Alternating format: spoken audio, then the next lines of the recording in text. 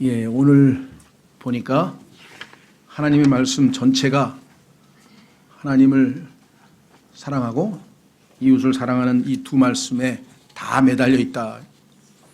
성경 전체를 하나님께서 요약을 하면 주 내 하나님을 마음과 혼과 생각, 마가복음에 보면은 힘을 다하여란 말이 하나 더 들어가 있습니다. 마음과 생각과 혼과 힘을 다하여 주 내 하나님을 사랑하라. 그는 수직관계죠. 하나님과 우리와의 수직관계. 그 다음에 내 이웃을 내 자신과 같이 사랑하라. 이것은 수평관계입니다. 하나님과. 그래서 하나님께서 이 땅에서 인간들에게 원하시는 것은 딱 두 가지뿐입니다. 하나님을 사랑하고 이웃을 사랑하는 것. 그럼 이 세상에 문제가 있을 리가 없겠죠. 아무 문제 없습니다. 하나님께서 이 두 가지를 이 땅에 확립하시면 모두가 서로 사랑하고 하나님을 사랑하고 경배하고 이 모든 가운데 정말 우주에 정말 하나님의 축복으로 복으로 충만하고 아마 가득 차게 될 것이다. 그리고 하나님께서는 약속하신 대로 그것을 이루시겠다고 분명하게 약속하셨기 때문에 그러한 미래가 우리에게는 소망 가운데 자리 잡고 있습니다. 그래서 어떤 의미에서 보면 오늘 그리스도인의 인간관계라고 하는 것은 두 번째 명령에 대한 말씀인데 성경의 절반에 해당되는 얘기죠. 하나님과의 관계는 그동안 우리가 많이 여러 번 공부도 하고 또 얘기를 했기 때문에 오늘은 두 번째 문제에 좀 초점을 맞추려고 합니다. 예, 우선 우리 주보로 가보시면 그리스도인의 인간관계, 대인관계 뭐 이렇게 표현을 하는데요.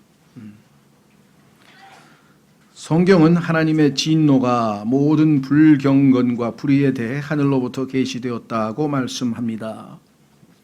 여러분들은 이 말씀에 얼마만큼 주목하셨는지 모르겠는데 저는 신앙생활 거의 한 20년 넘도록 지금 37년인가요? 만 38년째 지금 되는데 거의 20년, 25년 될 때까지 이 말씀에 크게 주목을 못했어요. 그냥 하나님의 진노가 하늘로부터 나타난다. 그것만 알고 아이고 나는 진노의 대상인데 예수님 덕분에 나는 진노의 자녀인데 이제는 하나님의 사랑하시는 아들로 신분이 바뀌어서 하나님의 은혜로 구원받았구나. 이거에 관심이 있었지 하나님께서 진노하시는 이유에 대해서 왜 하나님께서 사랑의 하나님, 긍휼의 하나님께서 진노하실 수밖에 없었을까에 대한 그 이유에 대해서 그렇게 뭐 그냥 죄 때문이겠지 이렇게 생각을 했는데요. 물론 틀린 말은 아니죠. 당연히 죄 때문인데 구체적으로 성경에 이렇게 하나님께서 정확하게 적시해 놓은 사실을 그렇게 잘 관심을 갖고 지켜보지 못했던 것 같아요. 근데 저만 그런 게 아니라 정말 30년 가까이 신앙생활을 20년 넘게도 부지런히 그래도 이런 책 저런 책을 많이 봤는데도 이 문제에 이렇게 주목해서 설명을 하거나 강조했던 것들을 별로 보지 못한 것 같아요. 근데 어느 날 이 두 구절과 지금 오늘 읽었던 이 마태복음 두 구절이 이렇게 매치되면서 아, 이게 성경 전체에 대한 얘기가 이 두 구절이네. 그렇죠? 하나님께서 하늘과 땅을 창조하시고 창조물 중에서 하나님의 형상대로 지음받은 인간이 하나님을 사랑하고 동료 인간들을 사랑하라고 그렇게 지어놨더니 그렇죠? 하나님을 사랑하기는커녕 하나님께 반역을 저지르고 옆에 있는 이웃들을 사랑하지 않고 미워하고 정죄하고 비판하고 그래서 하나님께서 계획하셨던 모든 아름다운 우주의 질서 다 망가져 버렸으니 하나님께서 하늘로부터 진노가 이 땅에 임하실 수밖에 없다. 그 근본 이유는 뭐냐? 하나님과의 수직관계, 그걸 불경건이라고 했습니다. 불경건. 하나님을 하나님으로서 제대로 받들지 못하는 것 이겁니다. 그래서 성경에 보니까 감사치도 아니하고 하나님께 영광도 돌리지 아니하고 로마서 1장에 인간들이 저지른 죄에 대해서 설명하는데 하나님과의 관계에 대한 이야기가 1차적으로 나오는 것을 우리가 확인해 볼 수가 있죠. 예. 그래서 성경의 끝에서 두 번째 책으로 알려진 유다서라고 하는 책에 보면은 하나님께서 심판하시는데 거기에 가장 많이 등장하는 단어가 뭐냐? 불경건한 자들이에요. 불경건한 자들을 심판하시리라. 불경건한 자들을 심판하시리라. 그 불경건한 자들이 모여서 불경건. 유다서라는 책은 성경에서 굉장히 중요한 책입니다. 왜? 66권 성경의 결론을 내리기 전에 하나님께서 마지막으로 기회를 주시는 거예요. 마지막 경고에 해당하는 책이 바로 유다서고, 거기에 불경건한 자들의 특징이 30가지 이상이 나오고요. 결론이 뭐냐? 그들은 성령이 없는 자들이니라. 그들은 성령이 없는 자들이라. 그렇게 돼 있어요. 그럼 하나님께서 이 땅에서, 그렇죠? 불경건, 즉 하나님을 하나님으로 제대로 알아보지 못하고 하나님께서 마땅히 받으셔야 될 경배도 안 드리고 영광도 안 드리고 감사도 드리지 아니하고 하나님을 무시하고 하나님의 말씀을 그죠? 겉으로 듣고 이런 상황에 있는 인간들을 보시고 하나님은 진노하실 수밖에 없었다. 그게 첫 번째입니다. 그래서 우리가 하나님의 진노의 대상이다. 성경이 이렇게 써요. 진노의 대상. 그래서 이것을 진노의 자녀, children of wrath. 에베소서의 우리의 신분, 과거에 예수님 믿기 전에 우리의 신분이, 우리의 정체성이 바로 하나님의 진노의 자녀라고 써 있는 것을 보면 끔찍하죠. 여러분들 하나님의 진노가 얼마나 무서운지 아세요? 나중에 그 하나님의 진노로 온 우주가 불타서 사라져버린다고 성경에 써 있거든요. 어떤 진노인지 우리가 상상도 못할 정도의 어마어마한 하나님의 진노가 지금 현재 하늘로부터 나타나 있어요. 그래서 지금 불타고 있어요. 불타고 있어요. 자, 저는 과학을 잘 모릅니다만 과학자들이 그러더라고요. 나중에 그렇죠. 원소가 다 불타서 우주가 불타는 건 물질이라고 하는, 그렇죠. 지금 현재 우리가 아는 물질과 반물질이 촉매에 의해서 폭발하면 우주는 사라져버린다. 이게 과학자들의 뭐 이론이라고 그러는데 성경에는 이미 하나님께서 그렇게 말씀을 했습니다. 그렇죠? 그런데 지금 현재도 하나님은 자신을 소개할 때 consuming fire, 소멸시키시는 불이시라. 마지막에 모든 더럽고 추하고 하나님의 진노의 대상들을 다 불태워 버리시겠지만 지금 현재도 하나님은 불태우시는 분이라고 하는 사실을 가끔씩 보여준다는 거예요. 물론 지진에서 막 불꽃이 막 팍팍팍 할 때도 있지만 지금 현재 여러분들이 잘 아는 산화라는 게 있잖아요. 쇠도 불타죠. 얼마 있다 보면 쇠가 불타가지고 이게 산화 현상이 벌어지고 있죠. 이 땅에서 벌어지는 모든 그런 물리적 현상도 하나님께서 자신이 불태우시는 분이심을 증언하고 있다. 뭐 과학자가 또 그렇게 그리스도인으로서 과학적으로 얘기하니까 그냥 귀담아 들었는데요. 그래서 하나님의 진노가 하늘로부터 지금 나타났다. 이렇게 성경에 말씀을 했습니다. 그래서 여기 써 있습니다. 모든 사람은 진노의 자녀인 셈입니다. 그러나 예수 그리스도께서 믿는 자들을 다가올 진노로부터 건져내셨습니다. 성경에 써 있어요. 예수님 믿는 사람들은 다가올 진노로부터 우리를 건져내셨는데 어떻게? 예수 그리스도께서 진노의 잔을 마시셨기 때문이다. 십자가에서 그분은 하나님의 진노의 잔을 우리를 대신해서 마셨다고 말씀했습니다. 내가 그 잔을 마셔야 되지 않겠느냐라고 말씀했습니다. 예수님은 하나님의 진노를, 우리에게 퍼부어진 진노를 마셨습니다. 다만 안타까운 사실은 예수님을 아직 믿지 않는 사람들의 를 향한 진노는 아직 그 사람들 머리 위에 남아 있어요. 예수 그리스도를 믿는 사람들의 진노는 제거되었으나 예수 그리스도를 믿지 않는 사람들 위에는 하나님의 진노가 머물러 있다라고 성경에 분명히 써 있습니다. 확인해 보겠습니다. 두려운 이야기입니다. 두려운 이야기입니다. 온 우주 만물을 향한 하나님의 진노가 자기 위에 머물러 있는 사실도 모르면서 희희낙낙하고 헤헤호호하고 산다면 이 어찌 비참한 일이 아닐 수 없습니다. 여러분과 저는 그 비참함을 알기 때문에 안타깝게 기도하고 어떻게든지 눈을 떠서 자신들이 하나님의 진노의 자녀에서 이제 긍휼의 대상으로, 긍휼의 그릇, 진노의 그릇, 로마서에 써 있죠. 그러나 그들이 예수 그리스도를 믿고 구원받는 순간 예수 그리스도께서 우리 안으로 들어오셔서 우리는 이제 긍휼이 대함을 받는 긍휼의 그릇으로 변화된다고 성경은 말씀했습니다. 요한복음 3장 36절, 요한복음 3장 36절.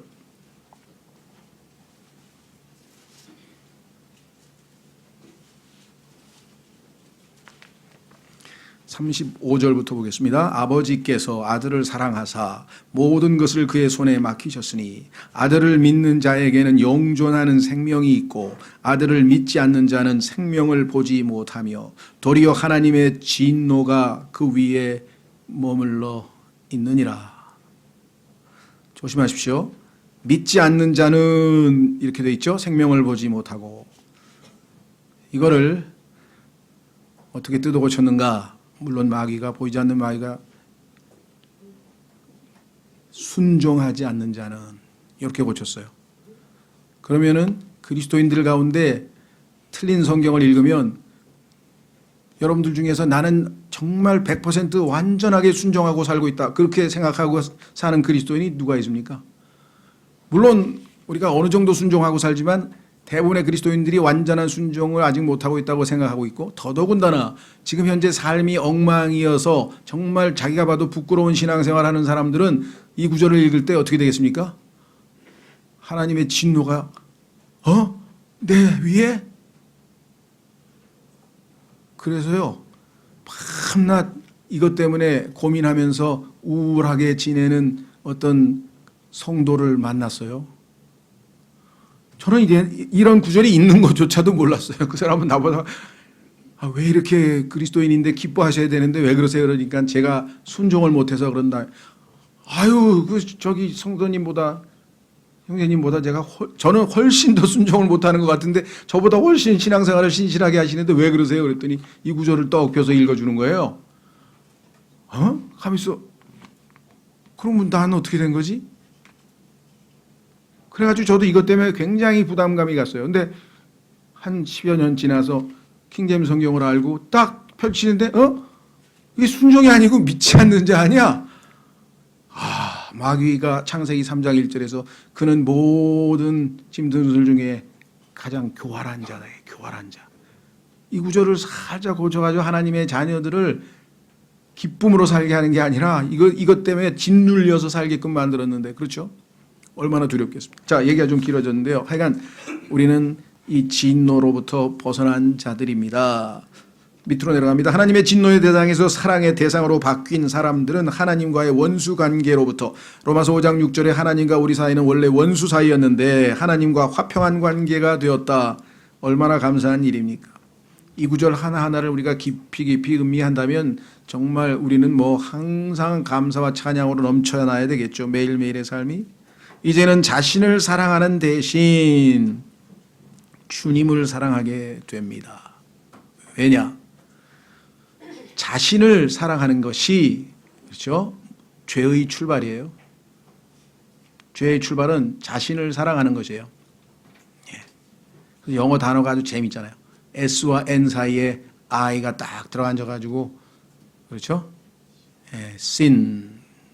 그래서 이제는 자신을 사랑하는 대신, 그렇죠? 주님을 사랑하게 됩니다.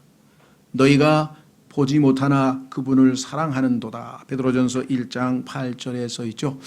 글쎄 저는 그렇게 예수 그리스도를 믿었다는 것은 첫 번째 우리의 사랑의 표시였고요. 그 이후에 계속해서 그분을 신뢰하면서 사랑을 싹 튀어가는 것이겠죠. 자, 또한 하나님을 사랑하는 사람들은 하나님의 모든 자녀들을 사랑합니다.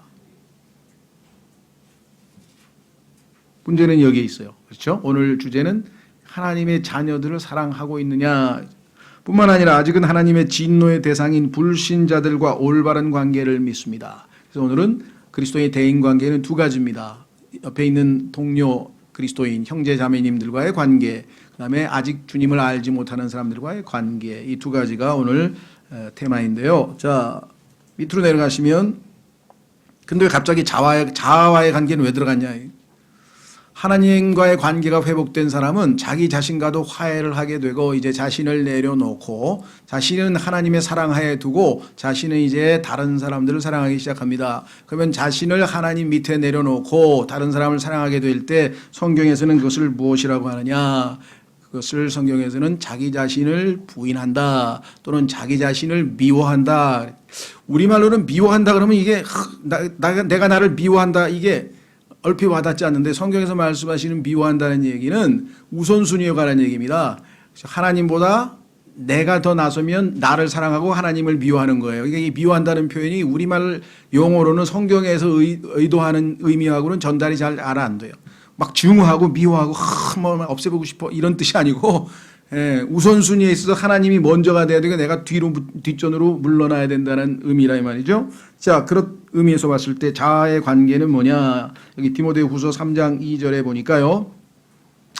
마지막 날들에 대한 얘기가 나옵니다. 마지막 날들에 있을 현상들. 예수님이 재림하시기 직전에 이 땅은 도덕적으로 극악 최악의 상태가 되는데요. 이 땅은 도덕적으로 하나님과의 관계에서 최악의 상태가 되는데 그 첫 번째가 뭐냐 그랬더니 사람들이 자기들을 사랑하고 self love 자기를 사랑하는 거예요. 자기. 그죠? 예. 요즘에 자기 사랑은 다양한 형태로 표출되는 것 같아요. 내가 볼 때는 그 SNS라는 것도 그렇고요. 뭐 1인 방송도 그렇고요. 뭐 하여간 요즘엔 뭐 하라 그러면 그냥 뭐 나와서 뭘 이렇게 자기를 보이려고 하는 사람들이 많더라고요. 옛날에는 뭐 시키려고 그러면 다 쑥스러워서 뒤로 빠지고 그랬는데 요즘은 그냥 막 먼저 튀어나와가지고 그냥 뭐 개인기를 보여주고 막 춤을 추고 그냥 막 난리가 없어서 왜 이렇게 문화가 바뀌었지? 시켜도 못해요 하고 도망가기도 하고 막 그런데 이제 그냥 뭐서 서로 먼저 나와가지고 그냥 자기를 과시하고 보여주려고 하고 그냥 막 나중에는 뭐 별 이상한 것도 다 보여주려고 그러는데 어쨌거나 하여간 자기를 사랑하는 것이 첫 단추예요. 이 마지막 시대에. 그런데 그 과정 이제 뭐 디모데 나중에 후서 읽어보시면 3장에 차츰차츰 여러 가지가 나오는데 그중에 마지막 끝부분에 가면 사람들이 하나님보다 쾌락을 더 사랑하더라. 자기를 사랑하는 사람은 맨 마지막에 가면요 하나님 대신에 쾌락을 사랑하는 것으로 마무리가 되게 되어 있습니다. 그것이 이 시대의 문화의 특징이에요. 예. 그 중에서 제가 말씀드린다면 예능 만능 시대, 예능이 대세예요. 오늘날 왜? 즐겨야 되니까. 쾌락, 재미있는 게 최고야. 다 필요 없어. 다 필요 없어. 재밌어야 돼. 방송에 나와서 뭐 토크쇼라든 뭐라든지가 하여간 누군가를 웃기고 재밌게 그래야 뭐 하여간 뭐 개런티도 올라가고 뭐도 올라가 하여간 웃기고 재밌게 해야 돼. 재미없으면 아예 써붙였어. 노잼. 요즘에 그러네 노잼. 전화에 낙인이 찍혀있어. 노잼. 노잼. 처음에는 잼을 안 먹는다는 소린가? 노재미예요. 재미없으면 노재미. 어쨌거나 하여간 자아의 관계. 그래서 예수님께서 자기 자신을 미워하지 아니하면 자 확인해 보겠습니다. 누가복음 14장 26절 한 구절만 찾아보고 넘어가겠습니다. 성경은 두 번째 테마로 오늘의 핵심 주제는 두 번째 테마이니까 누가복음 14장 26절에 예수님께서 이렇게 말씀하셨죠.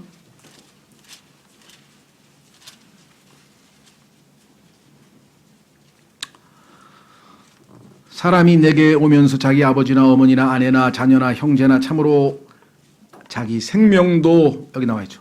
자기 생명도 미워하지 아니하면 능히 내 제자가 되지 못하고 누구든지 자기 십자가를 지고 나를 따라오지 아니하는 자도 능히 내 제자가 되지 못하리라. 그래서 욥기 42장 6절의 위대한 욥의 고백. 욥기가 어렵고 어려운 점도 있지만요. 핵심은 마지막이에요. 결론만 잘 알면 돼요. 뭐예요? 하나님을 딱 만나고 그분의 거룩함과 아름다움과 능력과 권능과 의로우심과 그분 앞에 딱 만나서 딱 그분을 보는 순간에 자기 자신이 혐오스러워지더라. 내가 나를 몹시 싫어합니다. 내가 나를 몹시 싫어합니다. 그것이 자신의 발견, 요즘 얘기하는 자아 발견의 첫걸음이에요. 자기가 누구인가, 밤낮 나는 누구인가, 우리는 누구인가, 뭐 이런 얘기를 하시는데 하나님 앞에서 자기가 혐오스러운 죄인이라고 하는 사실을 발견하기 전에는 결코 자아 발견할 수가 없고 자아 실현할 수 없고 그러면 행복할 수 없고 요즘 심리학자들한테 물어보세요. 정신과 의사한테 물어보세요. 자아 발견, 자아 실현 그건 뭐예요? 못하면 행복하지 않아요. 그래서 너는 괜찮은 사람이야. 너는 뭐 괜찮아 할 수 있어. 막 긍정적인 막 이제 헛소리 이제 막 뭐라 그러나 헛소리가 아니라 뭘 바람을 잔뜩 집어넣어 가지고 할 수 있어. 괜찮아. 너는 돼. 뭐 괜찮아. 뭐 잘 될 거야. 뭐 뭔 잘 되긴 잘 돼요. 예? 냅둬 뭐 let it be 뭐 냅둬봐 뭐 어떻게 하겠어요? 지옥밖에 더 가겠어요 마지막에. 냅두긴 왜 냅둬요. 예수님 믿고 회개해야지. 정신 차려야지. 그렇죠. 그리스도인도 마찬가지예요. 뭘 냅둬요. 깨어 기도하라. 정신 차려. 정신을 차리라. 깨어 기도하라 그러지. 뭐 냅둬 하늘나라 가는데. 하늘나라 가긴 가겠죠. 그럼 뭐예요 거기 가서. 하나님 앞에 저길 봐라. 왜요? 저런 사람도 내가 구원하는 은혜를 베풀었느니라. 사람들은 오 예수님 믿고 저렇게 살아온 사람도 하나님은 정말 긍휼이 많으시구나. 그랬더니 그래도 나 때문에 하나님께 경배드렸으면 됐지 뭐. 또 그런 사람도 있어요. 자, 중요한 거는 뭐냐? 하나님 앞에서 자신을 발견하게 됩니다.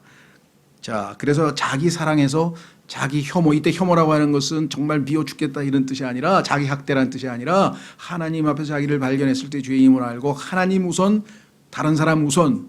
그래서 우리 조이팀이 바로 그런 뜻이라 그랬죠. 여러분 여기 아시는 분들은 대부분 아시면 모르시는 분도 계신지도 모르겠는데 우리 60세 이상 친교회 모임의 이름이 조이팀 아니에요. 조이. 그러면 저분들은 항상 기뻐하나? 아니 물론이죠. 그런데 그냥 기뻐할 수는 없죠. 왜? 과정이 필요하죠. joy란 말이야. joy. J. Jesus. 예수님. first. 예수님이 1순위. 그렇죠? 두 번째는 뭐야? 우리 오늘 공부하려고 하는 others. 다른 사람들이 2순위. 그 다음에 Y는 뭐예요? 너 자신. 시편에 보면 내 영혼아, 내 영혼아, 너 자신아, 너 자신아. 너 자신은 뭐예요? 세 번째로 third. 그와 같은 삶이 되면 기뻐하지 말래도 기쁨을 하나님이 주시겠다. 기뻐하고 싶지 않아도 자동으로 기뻐하는 삶을 살게 해 주시겠다. 그것입니다. 자, 그래서 오늘 두 번째로 갑니다. 이제 어떤 분은 가족과의 관계는 그런 이제 그리스도인의 가정 생활이라는 테마로 나중에 또 다루겠습니다. 오늘은 그리스도인의 사회 생활에 대한 얘기입니다. 그리스도인의 사회 생활은 뭐냐? 첫 번째는 다른 지체와의 관계. 자, 확인해 보겠습니다. 사랑임 사랑. 그때 왜 사랑해야 되느냐? 자, 요한 1서로 가보겠습니다. 요한 1서 5장에 가면 하나님께서 하나님을 사랑하는 자는 당연히 하나님이 낳으신 자녀들을 사랑해야지. 하나님을 사랑하는데 하나님이 낳은 자녀들을 안 사랑하면 이상하잖아요.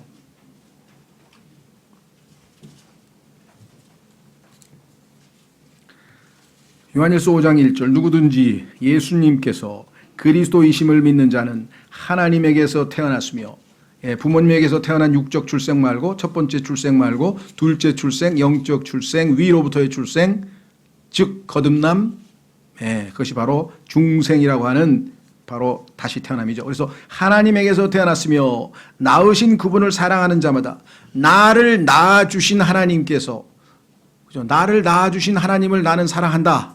그런데 그 하나님이 나만 낳으신 것이 아니라 옆에 있는 많은 지체들도 낳으셨다. 그분에게서 난 자도 사랑하느니라. 우리가 하나님을 사랑하고 그분의 명령들을 지킬 때 이로써 우리가 하나님의 자녀들을 사랑하는 줄 아나니. 자, 그래서 우리는 사랑할 때 자, 로마서 5장 5절로 가면 우리 같은 사랑이 부족한 사람이 어떻게 사랑을 할 수 있습니까? 그건 예전에 하나님의 진노의 자녀였을 때에는 우리는 사랑이 조금밖에 없었고요.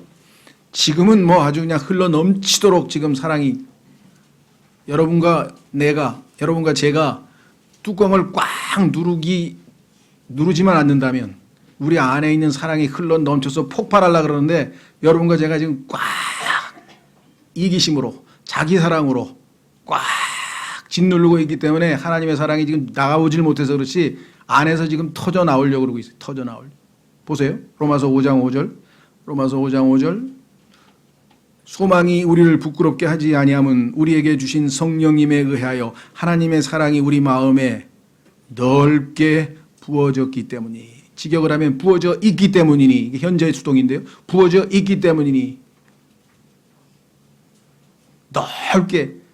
사랑이 지금 아주 꽉 차 있어요. 하나님께서 막 부어 넣으셔가지고. 자, 따라서 우리는 얼마든지 사랑할 수 있는 조건과 자격을 하나님께서 갖추어 놓으셨는데 여러분과 제가 주변의 지체들을 사랑하지 않는다면 정말로 안타까운 일이겠죠. 자, 그래서 로마서 찾지 않겠습니다. 세 번째 보면 로마서 12장 10절에 사랑하라 그랬는데요. 그래서 거기에 보면은 형제의 사랑이란 말이 나와요. 로마서 12장 10절에 보면 형제의 사랑이 돼. 형제의 사랑. 그리스도 안에서 형제가 됐죠, 우리가? 그래서 이 형제의 사랑, 형제의 사랑. 이것을 다른 성경에서는 똑같이 형제의 사랑이든 무슨 사랑이든 다 그냥 사랑이라는 단어로 love라고 하는 말을 썼는데 우리말로는 어쩔 수 없어요. 그래서 우리말로는 형제 사랑이랄 때에는 좀 굵은 글씨로 썼는데요. 영어 킹제임 성경에서는 고린도전서 13장에 말씀하고 있는 그리스도인의 형제의 사랑일 경우에는 love란 단어를 안 쓰고 charity라는 단어를 쓴다 그랬죠. charity. 카리타스, 헬라어 카리타스. charity라고 하는 것은 특별한 사랑이에요.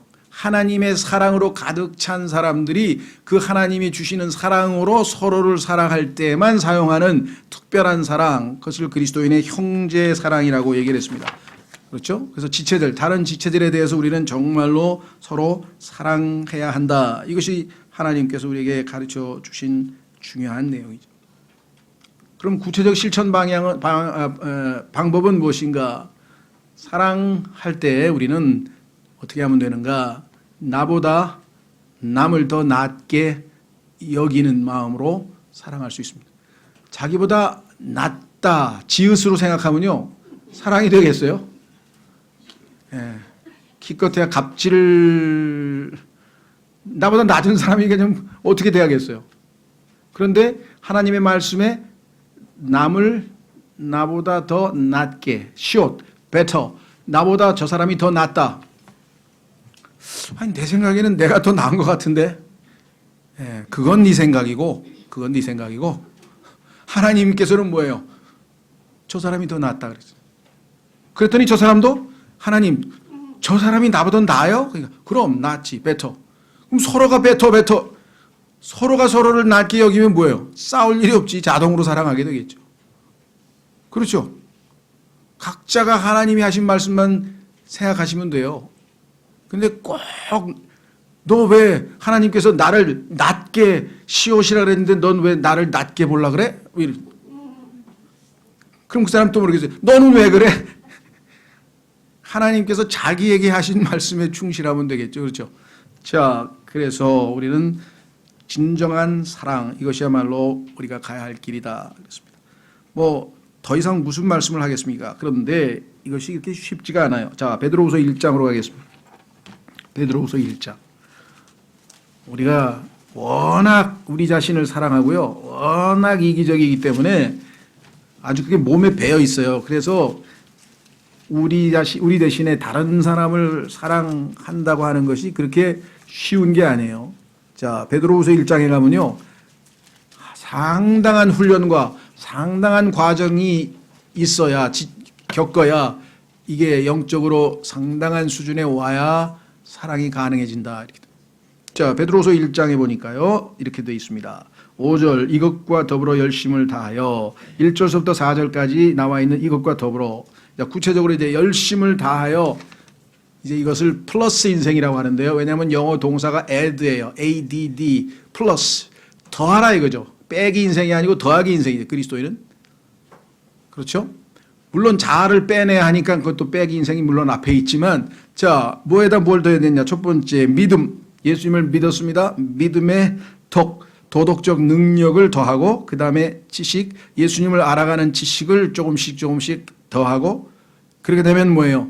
이제 절제, 균형 잡힌 신앙생활이 되겠고, 절제하는 가운데 인내를, 그 다음에 인내에 경건을, 오늘 하나님과의 관계에서 경건이, 한참 시간이 걸리네요. 하나님 보시기에 우리가 경건한 모습으로 살게 해주시겠다. 너희는 내게 와서 배우라. 내가 가르쳐 주겠다. 경건하게 사는 법을 가르쳐 주겠다. 십자가를 메고, 그렇죠? 내 멍에를 메고 내게 와서 배우라. 내가 너희를 가르쳐 주겠다. 예수님이 말씀하셨는데 그 과목 중에 하나가 경건하게 사는 법이라고 디도서 2장에 나와 있었었죠. 그래서 경건하게 돼서 하나님과의 관계가 올바로 세워지면, 여러분과 제가 성품이 바뀌고 변화되고 점점 성숙해서 하나님과의 관계가 올바로 세워져서 경건함에 이르면, 그 다음에 가서야 뭐예요? 형제의 친절. 수평관계는 그 다음에요. 수평관계. 그래서 그 형제의 친절이 완성되면 뭐예요? 성경에 모든 것의 완성이 사랑이잖아요. charity. 형제의 친절에 사랑을 더하라. 사랑 굵은 글씨로 써 있죠. love가 아닙니다. 왜 하나님께서 여기서 킹제임 성경에서 이 charity란 단어를 썼는지 이해가 되시겠어요? 자, 그래서 여러분과 저는 이 말씀을 잘 붙들어야 되겠죠? 하나님께서 우리에게 먼저 본을 보이시라. 이 세상에 있는 사람들이 진정으로 그리스도인들끼리는 사랑하는구나. 예수님께서 오죽하면 너희가 서로 사랑하면 사람들이 너희가 내 제자인 줄 알 것이다. 성경을 많이 알면, 세대적 진리를 잘 깨면, 그냥 성경으로 쫙쫙쫙쫙 해석하면, 암송을 잘하면, 전도를 잘하면, 기도를 잘하면 아니고, 너희가 서로 사랑하면 사람들이 너희가 나의 제자인 줄 알리라. 예수님 닮는 모습이잖아요. 스승을 닮아가는 모습. 자, 마지막으로 이 문제에 대해서는 우리가 앞으로도 두고 주님 오실 때까지 또 공부하고 또 다루겠지만, 그 다음에 바깥 사람들과의 관계. 우리는 그리스도 안에 있습니다. 그래서 그리스도 안에 있는 형제들 말고 그리스도 밖에 있는 사람이라 안타깝죠. 하나님의 은혜 밖에 있는 사람들, 하나님의 사랑 밖에 있는 사람들, 하나님의 축복 밖에 있는 사람들, 바깥에 있는 사람들 얼마나 쓸쓸하고 춥고 불쌍한, 그럴 것 같죠? 아니에요. 그 사람들만 신나게 살아요. 재밌게 살아요. 그냥 정신없이 살아요. 그게 나중에 마지막에 가죠? 뭐예요? 다 해봐도 뭐예요? 그래도 헛되니까 그제야 이제 공허감이 밀려와야 그제서야 이게 얼마나 쓸데없는 허황된 삶을 살았는지를 그제 가서야 느끼겠죠. 그건 얼마나 안타깝겠어요. 그 전에 빨리 우리가 약간 알려줘야 되겠는데요. 그래서 바깥 사람들의 관계는 어떻게 해야 되느냐. 자, 우선 갈라디아서 6장 10절로 가보겠습니다. 갈라디아서 6장 10절. 갈라디아서 6장 10절에 가면요, 바깥 사람들에게는 잘해주라래. 잘해주라고. 여러분들, 여러분의 주변에 있는 직장 동료, 이웃 사람들, 친구, 아니면 누가 됐든 간에 여러분 주위에 있는 사람들이 여러분에게 참 저 사람 나한테 잘해준다, 그런 느낌을 받게 행동을 하셔야 된다는 얘기예요. 자, 보세요. 갈라디아서 6장 10절. 그러므로 우리는 기회 있는 대로 하나님께서 기회를 주실 거예요. 선하게 대해주시라고 모든 사람에게 선을 행하되 잘해줘야 돼. 특히 믿음의 집안에 속한 자들에게 할지니라. 그래서 지금 믿음의 집안에 속한 사람에 대해서는 지금 우리가 다뤘잖아요. 이번에는 믿음에 속한 사람이 아니라 모든 사람이라 그랬는데, 이 모든 사람을 성경에서는 밖에 있는 사람이다 이렇게 있습니다. 그런데 잘해준다고 하는 것이 밑도 끝도 없이 이 사람에게 모든 걸 매달려서 그냥 시중들라는 얘기냐? 그건 아니에요. 잘못하면은 어떻게든지 하여간 이 사람 예수님 믿게 하기 위해서 내가 손해보든지 어떻게 잘해줘야지 하다가 보면요, 밑도 끝도 없이 끌려다니다가 실컷 이용만 당하다가 끝나버리는 수가 있어요. 그래서 하나님께서는 어떻게 했냐, 그러니까 지혜롭게 하라, 이게 지혜롭게. 골로새서 4장 지혜롭게 해야 된다.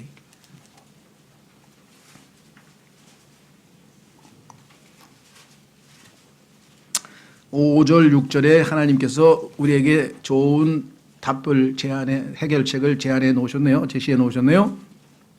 골로새서 4장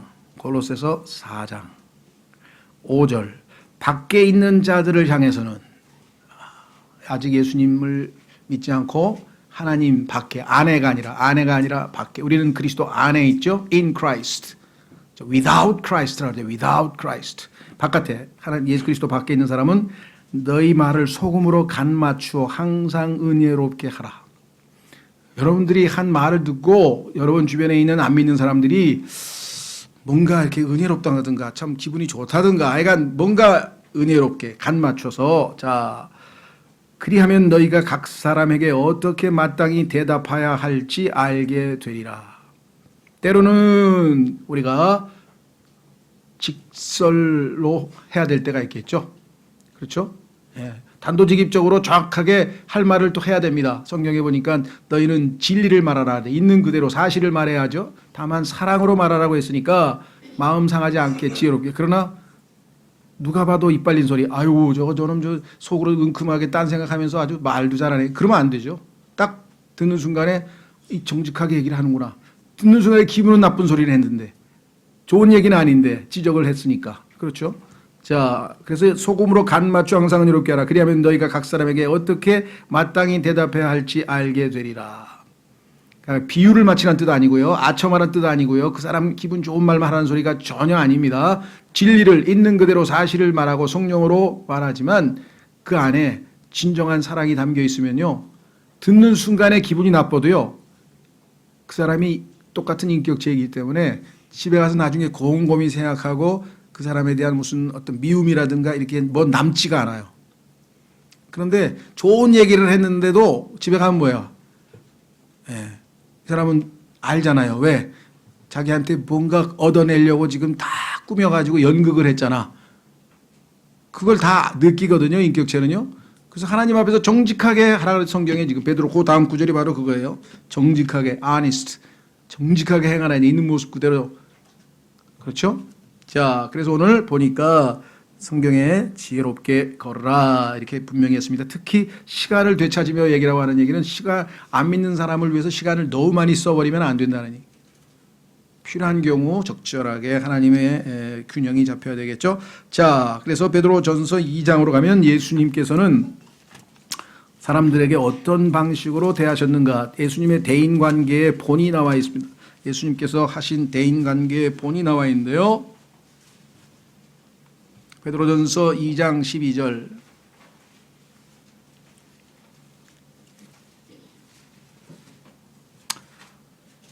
이방인들 가운데서 너희 행실을 정직하게 하라. 지금 금방 말씀드렸죠. 이것은 그들이 너희더러 악을 행하는 자라고 비방하다가도 자기들이 바라볼 너희의 선한 행위들로 인해 돌아보시는 그날에 하나님께 영광을 돌리게 하려 함이라. 그렇습니다. 밑으로 내려가셔서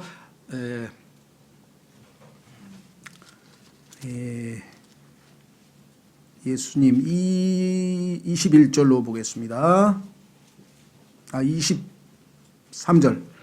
23절에 보시면 22절부터 자 예수님께서 보이신 본이 나와 있는데 그분께서는 22절 2장 22절 그분께서는 죄를 짓지 아니하시고 입에 교활함도 없으시며 욕을 당하시되 맞대어 욕하지 아니하시고 고난을 당하시되 위협하지 아니하시며 대인관계에 있어서 항상 하나님께서 정하신 대로 불의하게 옳지 않게 하신 법이 한 번도 없다. 예수님께서는 항상 올바른 대인관계를 가지고 계셨다라고 성경에 분명하게 나와 있습니다. 그렇죠. 자, 그 다음에 뒤쪽으로 가셔서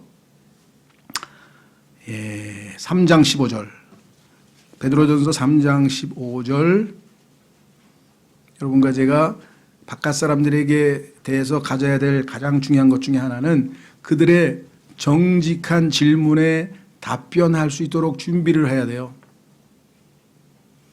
그렇죠? 부지런히 하나님에 대해서 말씀을 통해서 잘 배워서 그들이 하나님에 대해서 성경에 대해서 그리고 어떤 특정한 주제에 대해서 성경은 뭐라고 얘기를 하디? 근데 성경. 그렇죠? 가끔 가다 보니까 방송에서도 성경 인용하는 사람이 있더라고. 당신 교만해. 교만은 패망의 선봉이라고 성경에 써 있더라고. 그렇게 하는 사람이 있더라고요. 저 사람이 성경을 저렇게 잘 알지? 예.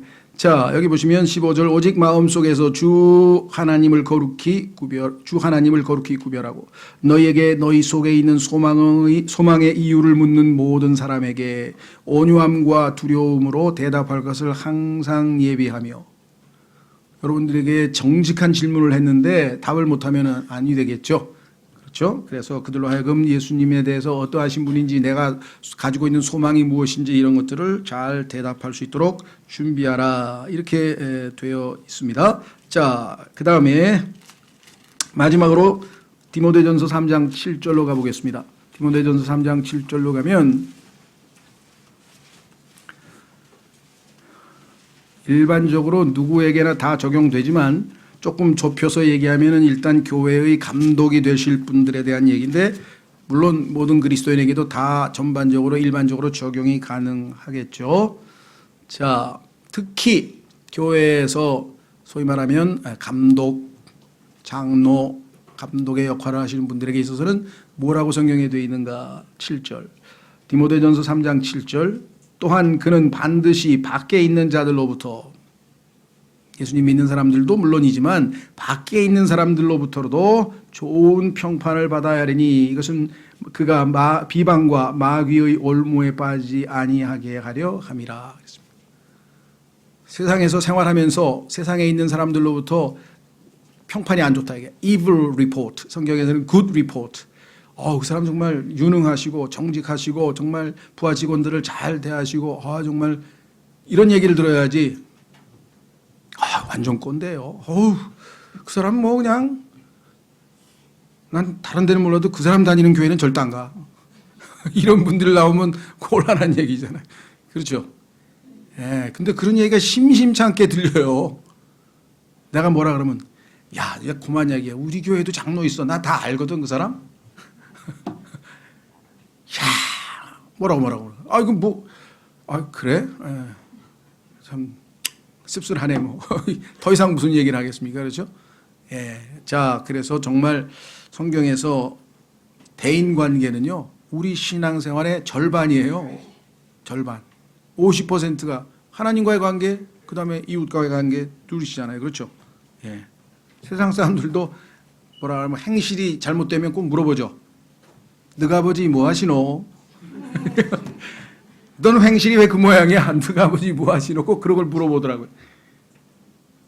그럼 무슨 소리예요? 여러분과 제가 행실이 잘못되면 하나님께 모독을 드린단 말이에요, 우리가. 그래서 여기 써 있잖아요. 맨 마지막에 성경에 써놨잖아요. 로마서 2장 24절에 유대인들이 행실이 잘못돼가지고 하나님께서 하나님의 이름이 모독을 당하신다고 써 있고, 거기 옆에 보면 고린도후서 5장 20절에 우리가 그리스도의 대사인데 대한민국 대사가 미국에 가가지고 형편없는 짓을 해가지고 대한민국 사람들 저 대사가 대표로 왔으니 그 나머지 사람들은 볼 것도 없어 라는 소리를 들어버리면 어떻게 되겠냐. 그렇죠? 자, 중요합니다. 성경의 핵심입니다. 하나님의 진노가 하늘로부터 불경건과 불이라는 것은 대인관계에서 옳지 않은 우리의 행동이에요. 부모님에게는 부모님에게, 친구에게는 친구에게, 선배에는 선배에게 하나님께서 다 정하신 인간관계에서의 아름다운 모습들이 다 있는데 이걸 우리가 옳지 않게 불의하게 대했기 때문에 하나님께서 진노하셨는데, 예수 그리스도를 믿고 이제는 하나님이 부어주신 사랑으로, 그렇죠? 그들을 사랑하고 하나님께서 말씀하시는 이 말씀대로 우리가 대인관계에서 올바르게 행한다면 하나님의 이름이 모독을 받는 대신에 그들 때문에 하나님께서 영광을 받으신다라고 성경에 써 있잖아요. 야, 저 사람 보니까 나도 가끔씩 교회는 한번 가보고 싶다는 생각이 들거든. 이런 얘기가 나오는 것이죠. 그렇죠? 예, 오늘 여러분과 제가 오늘 주신 말씀을 통해서 주님 말씀대로 하나님을 사랑할 뿐만 아니라 이웃도 사랑할 수 있는 실천할 수 있는 믿음과 권능을 주십시오. 다 같이 기도하겠습니다.